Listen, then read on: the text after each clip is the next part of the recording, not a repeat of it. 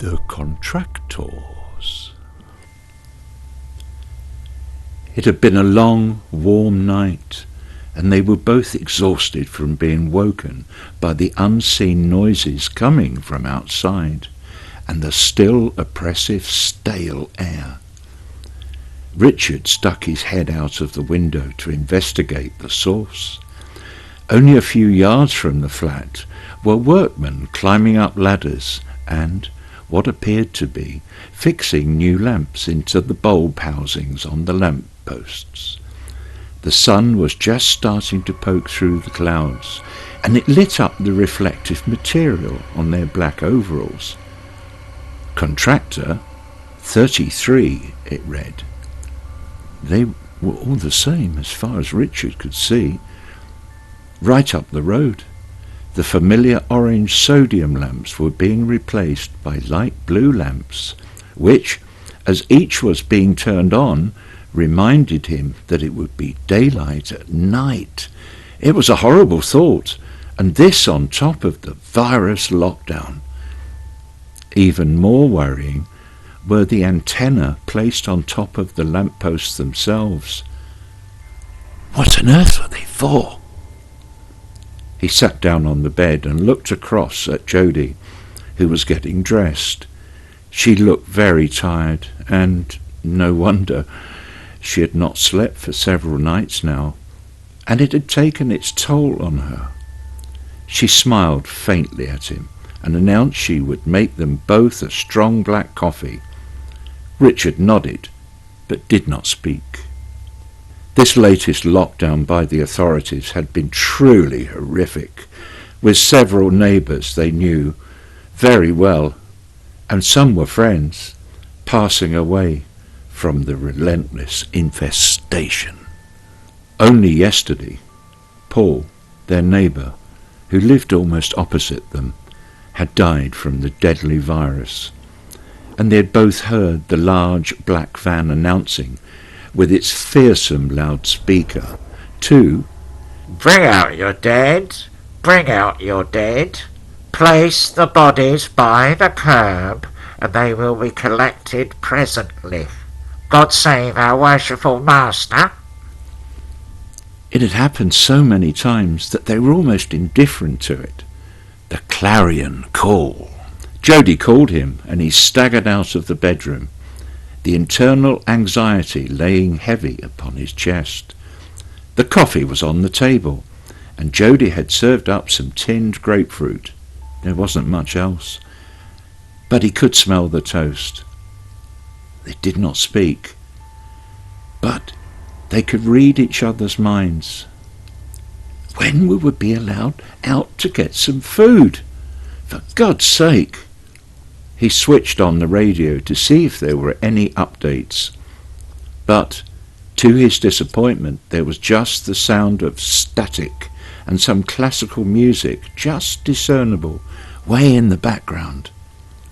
He turned it off, distracted by the sight of a blowfly now resting on the side of his bowl of grapefruit.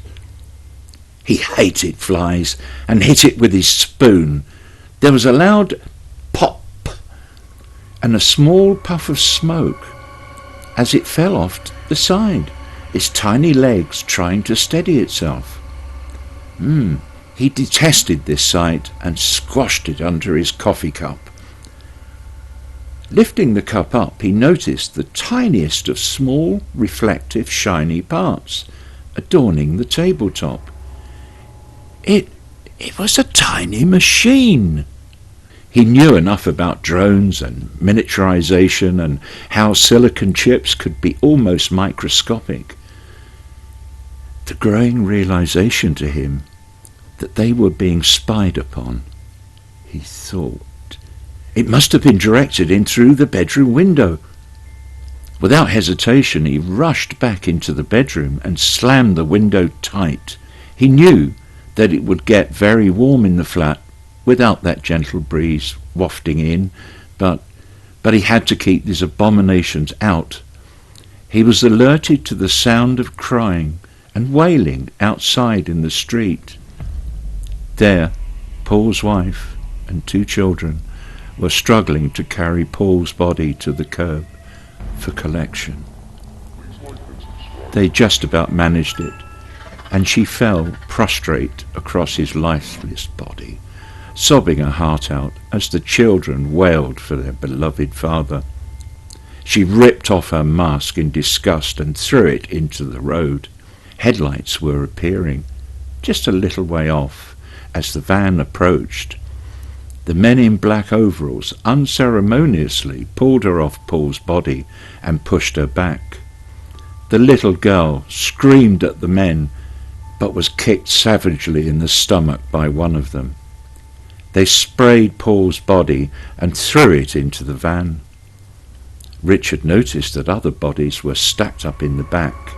It was a truly awful sight, it really was. The van edged up the street, blasting, "Bring out your dead, place the bodies by the curb, order of the worshipful master." Richard tried hard to calm his nerves and made an attempt to remember what had caused all of this nightmare to manifest. Nothing came. It was like he had brain fog. He could only just remember yesterday. Nothing, not a fragment before. He felt a chill course through his body. They both realized that they would have to somehow get food, but from where? Beyond the view across the road, he did not know what lay outside. Jody went to refill the kettle, but all she got was a gurgle and a few drops of water that splattered into it. Oh my God, no water! The day was spent mainly sleeping, arms around each other on the sofa. They were shattered beyond words. They awoke about 9 p.m, and something had disturbed their sleep. They did not speak, listening carefully to whatever it was. The sound seemed to be coming from downstairs, and the sound of the letterbox clacking. Richard charged downstairs and could see a rubber tube dropping to the floor. It was hissing. Something, maybe a gas was coming in. He did not know. He picked up the tube and pushed it back out through the flap, at the same time calling to Jody to get the duct tape so he could seal it. He felt slightly dizzy as he'd inhaled some of the gas. He staggered upwards, taking deep breaths to make it possible just to get to the top. They had to do something to keep these awful people out. It was Jody's idea to slide the large, heavy wardrobe down the stairs, which they did. Up and down the stairs they went, bringing big piles of books and paraphernalia to fill the wardrobe now. It was firmly against the front door. Richard sat at the top of the stairs, holding the long, deadly sword he had bought from an antique shop, and ready to use it if need be. Jody had her arm around him and could feel him shaking. Anyone would have. Such was the terror gradually manifesting itself outside. A few hours passed, and they decided to go back to the front room to take stock. The blue street lamps outside bathed the street as dark shapes appeared quietly, one by one, outside the front doors of their neighbours. A few doors were quickly smashed down, and in the light of the blue ladders being placed against the walls of other houses, horror upon horrors, they gained entry after breaking windows and climbing in. The blue light lit up nicely the reflective strips on their overalls. When they heard the smashing of their front door, with what sounded like an axe, Richard hoped that this massive and now very heavy furniture, given to him by his gran all those years ago, would hold. With the books and heavy objects inside, then there would have to be a very great force in order to move it. After a few minutes, the frontal assault on the door stopped. Their hearts pounded as they heard the overhead sounds of roof tiles being ripped off and shouting. It wasn't English. It was more like a loud rasping. They dashed upstairs again and looked outside. 2 extended ladders in front of their lounge window. They're on the roof. Then a loud crash as the tip of an axe punctured the kitchen ceiling, and an electric saw now started to poke the space above the cooker. A large square hole is being cut. Richard had to decide quickly what to do. Otherwise they would be attacked and probably killed by these intruders. A hairy hand pokes through the open ceiling, holding a piece of paper, which was released and falls to the floor. Jody picked it up. In shaky handwriting it read, "You have been selected for breeding purposes. You will comply immediately and desist from resisting us." Richard lifted up his sword and defied the entity above. He held the sword in both hands and lashed at the hand above. The first blow just missed the hand and sliced the ceiling, and the second sliced it off, and it fell to the floor. The fingers moved it towards the door. They were both now panic-stricken, as they both stamped hard on it, but it moved slowly forward anyway. He took his sword and smashed it down in a fit of pique on the escaping hand many, many times. The detached fingers and the following thumb slowly followed behind. He felt something warm trickling down his face. Jody screamed. It was green blood. A muffled scream from above, and much rasping as the body of the person, the thing, above them, was pulled away from the open aperture. Peering into the darkness of the roof, they both saw 2 red pinpricks of eyes, shrouded in what looked like a hood of some kind. Richard could not make out any features, and held the sword firmly in both hands. Whatever happened, he would not give up without a fight. It would not be a fair fight, as suddenly a thick rubber tube dropped to the floor. Grey, steam-like gas rolled over the green blood-stained floor, and soon obscured the sight of the green, sticky fluid. They both started to cough, and then felt breathing become harder and harder as the drug soon started to course through their veins. Several black-hooded figures dropped to the floor and picked up the paralyzed couple, throwing them over their shoulders, down the stairs, and bundled roughly into the waiting van. Petrol was nicely poured over their lounge, and a small capsule was thrown to the floor.